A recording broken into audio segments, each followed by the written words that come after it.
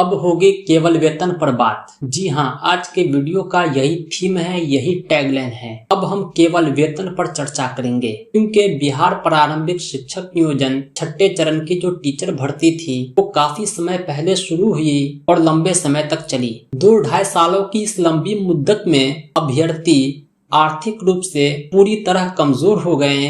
इतना ही नहीं बल्कि बार बार मानसिक प्रताड़ना के शिकार भी हुए। जब उसकी काउंसलिंग करा ली गई तो डॉक्यूमेंट वेरिफिकेशन के नाम पर सारे चयनित अभ्यर्थियों को 6 महीना से अधिक बेरोजगार रखा गया। इसके बाद भी नियुक्ति पत्र देने से पूर्व डॉक्यूमेंट वेरिफिकेशन की प्रक्रिया पूरी नहीं हो सकी। आखिर ये क्या है? डॉक्यूमेंट वेरिफिकेशन की धीमी गति कब तक चलेगी? नवनियुक्त शिक्षक कब तक प्रतीक्षा करेंगे? दोस्तों, ये सिर्फ मेरी आवाज नहीं है, बल्कि राज्य के कोने कोने से इस तरह की आवाज उठने लगी है। शिक्षक के विभिन्न संगठनों ने नवनियुक्त शिक्षकों के यथाशीघ्र वेतन को लेकर के आवाज उठाई है।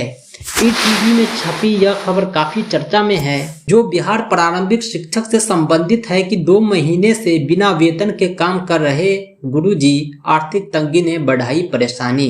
बिहार प्रारंभिक शिक्षक नियोजन संघ ने शिक्षकों के वेतन भुगतान की जल्द से जल्द मांग की है। नियुक्ति के 2 महीने होने पर भी वेतन नहीं मिलने से शिक्षक आर्थिक तंगी से जूझ रहे हैं। नवनियुक्त शिक्षकों की जो स्थिति है वो वास्तविकता में दयनीय है, क्योंकि उनकी भर्ती पिछले 2 सालों से अटकी हुई थी। इस अवधि में कि वे आर्थिक रूप से कमजोर हो गए।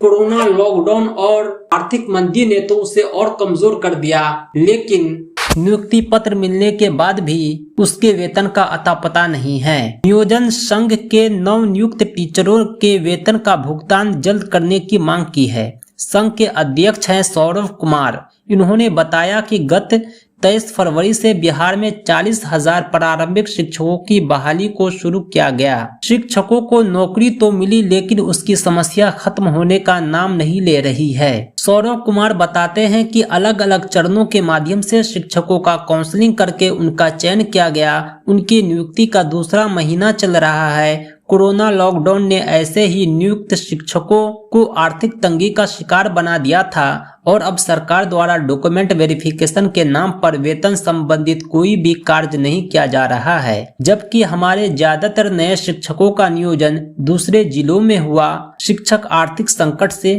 गुजर रहे हैं। दोस्तों, मैं भी ऐसे बहुत सारे शिक्षकों को जानता हूँ जो आर्थिक तंगी की वजह से एडजस्ट नहीं कर पा रहे हैं। उदाहरण स्वरूप अपने होम डिस्ट्रिक्ट में उनका नियोजन नहीं हो पाया। जब दूसरे डिस्ट्रिक्ट में होता है तो उनके पास उतने पैसे नहीं है कि वो अपने स्कूल के आसपास किराए का मकान लेकर रह सके, इसीलिए उसे अपने घर से ही आना जाना करना होता है। और दुर्भाग्य की बात यह है कि कई दुर्घटना के शिकार भी हो गए हैं। यही बात इन्होंने कहा, न वेतन मिला न सही जगह पोस्टिंग हुई, क्योंकि काउंसलिंग में अनियमितता थी। मतलब कहने का ये है कि कभी पंचायत का काउंसलिंग पहले हुआ, फिर प्रखंड का। अभ्यर्थी जहां काउंसलिंग पहले कराना चाहते थे उसका पोजीशन बाद में आता है। कई जगह तो काउंसलिंग होती है, रद्द हो जाती है, अभ्यर्थी निराश हो जाते हैं। इस तरह की समस्या की वजह से उनकी पोस्टिंग सही जगह नहीं हो सकी। सरकार ने कहा था कि प्रशिक्षण का जांच करके वेतन दिया जाएगा, लेकिन अभी तक न ही जांच संबंधित कार्य का पता चल रहा है, न ही वेतन संबंधित कार्य का।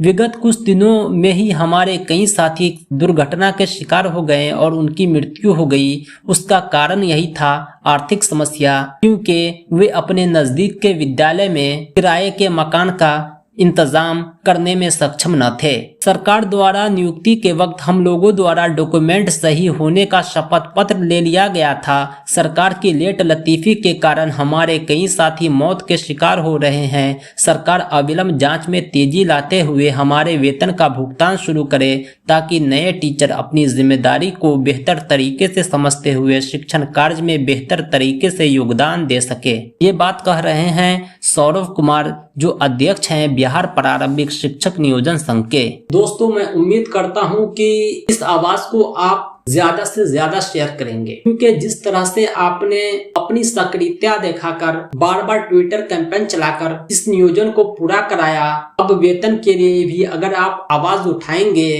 तो उम्मीद है कि ईद में आपको ईदी के रूप में आपका वेतन प्राप्त हो जाए।